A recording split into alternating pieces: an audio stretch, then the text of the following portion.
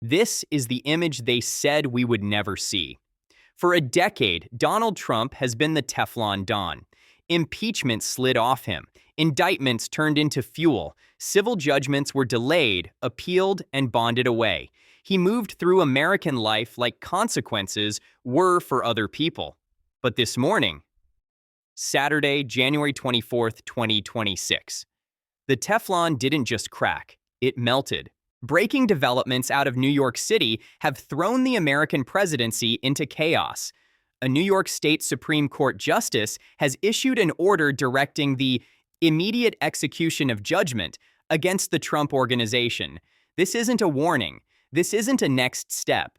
This is an order that triggers seizure mechanisms. And according to reports circulating in real time, the New York City Sheriff's Office, the agency responsible for enforcing civil judgments, is preparing to serve foreclosure notices against some of the most recognizable properties in Trump's business portfolio. We are talking about years at 40 Wall Street. We are talking about dear Trump Tower commercial spaces. There are even reports raising questions about other high-value assets tied to the organization. Why now? Why while he sits in the Oval Office? Because the financial contagion we discussed yesterday, the shock tied to the Japan bond market, has reportedly produced its first high-profile casualty, the bonding structure, that had been holding Trump's civil fraud appeal together. A liquidity crisis abroad triggers margin stress at home. An insurer pulls back. A bond that was once the shield suddenly isn't. Trump, stretched thin by campaign costs and legal warfare, reportedly could not replace that bond within the emergency window. The stay is lifted. The protection is gone. For the first time in American history, a sitting president is facing the active liquidation of his private business empire by a hostile state government, not through rhetoric, but through enforcement. We are now watching a collision between capitalism, the Constitution, and the crash. In this report, we're breaking down how it happened, which assets are most at risk, why the Japan shock allegedly made it inevitable, and the question sitting at the center of the storm. Can a state effectively seize and control business property tied to the private empire of a sitting president, including property that intersects with the president's security footprint? Buckle up. History is moving in real time. How the financial plumbing failed. To understand why the sheriff is moving today, you have to understand the mechanism that kept this judgment from touching Trump's assets for years.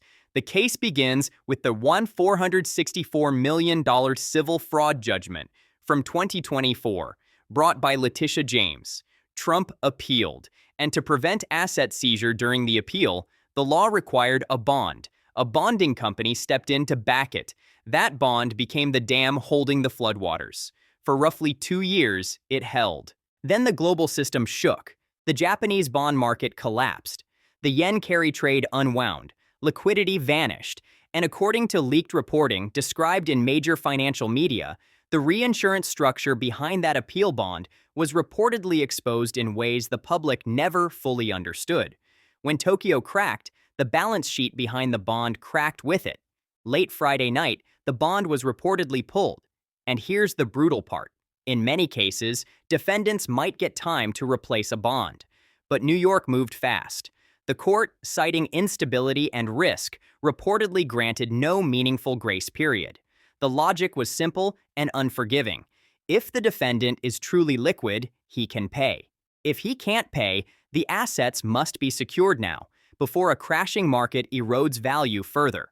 At approximately 9 a.m., the order is signed. Immediate execution. Donald Trump, the sitting president of the United States, effectively receives a margin call on his business empire. And according to the reporting driving this narrative, he can't meet it. Dr. Archer. What assets are most exposed? So what does New York target? Not necessarily the hardest to sell, lowest performing assets.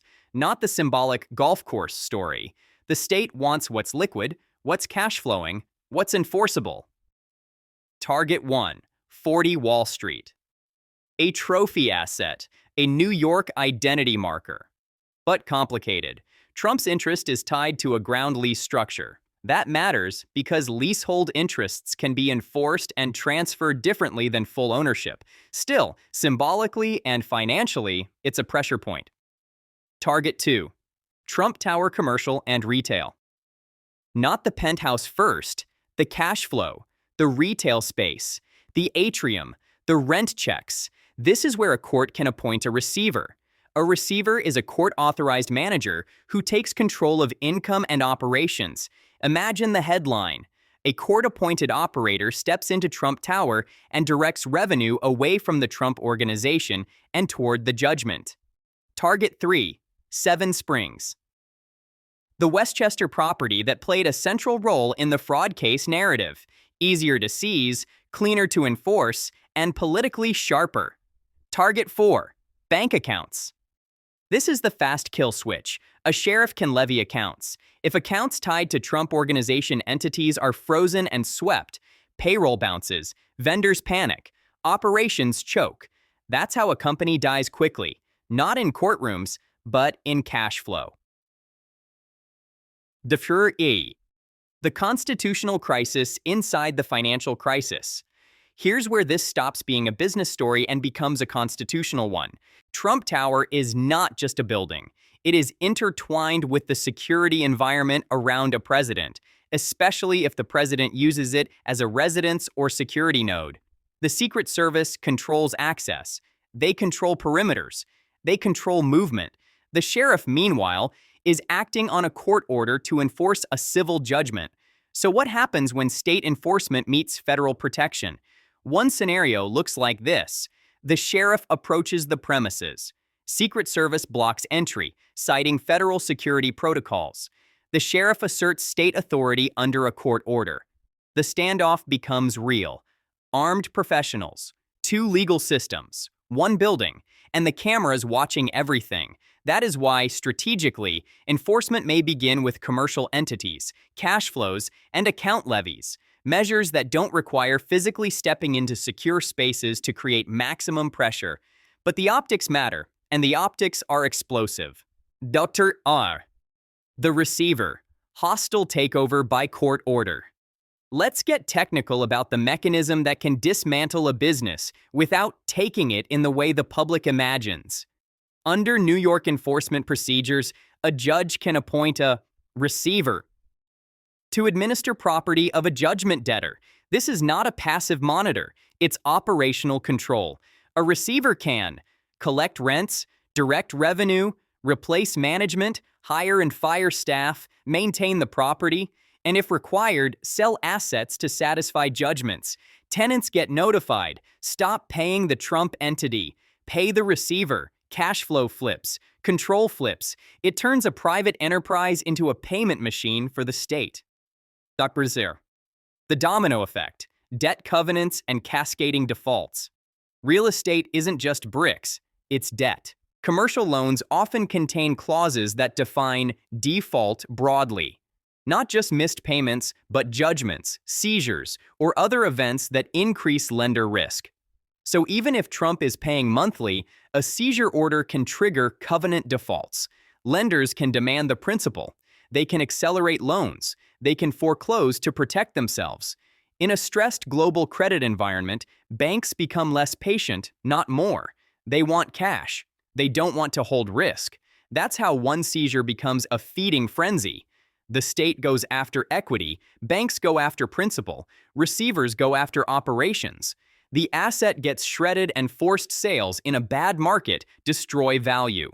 A building worth $300 million in theory can sell for far less when buyers know it's a fire sale. Shocker 1. Political fallout. Base versus independents versus donors. How does this play politically? The base sees theft. They see persecution. They see the system targeting their president. Expect rallies, outrage, pressure campaigns, and fundraising surges, though raising hundreds of millions in small donations is a different kind of challenge. Independents are the danger zone. Trump's brand has always relied on wealth and competence. If he looks financially cornered, if he can't keep a bond, can't protect assets, the aura breaks. If he can't manage his own business, how can he manage the economy? That narrative spreads fast. Big donors don't like sinking ships. They like stability. If this becomes a prolonged siege, many will quietly detach and look for the next vehicle. The Supreme Court endgame. This eventually ends at the Supreme Court. Trump's team would likely seek emergency relief. A stay, a federal injunction, a constitutional claim that states seizure against a sitting president creates undue interference with executive power. But the court faces a trap. If they intervene, they look partisan, protecting a president's private fortune. If they don't, they allow a humiliating precedent against the leader of their party. It's the ultimate legitimacy test. Shapuri. The global optics. Adversaries watch weakness. Foreign adversaries don't read American legal nuance the way Americans do. They read strength, stability, control. State officials slapping seizure notices on buildings tied to a sitting president looks like instability. That perception matters in geopolitics, especially during broader financial shocks. A president distracted by private liquidation during a global market event becomes a vulnerability. Final reality. We are witnessing the potential end of a business myth, the idea that Trump operates beyond consequence. Whether he saves the buildings or not, the aura is pierced. A sitting president is being treated like any other judgment debtor in the enforcement pipeline. As we head into the next 24-48 hours, watch for receiver appointments, account levies, emergency federal filings, the Supreme Court's response, and market conditions as Asia opens. Because if the global crash intensifies, Trump's private crisis may become a footnote inside a far larger storm. But for one man in the White House watching his name get peeled off the facade of his empire, this is the apocalypse. The walls are being tested, and this time, the breach is real.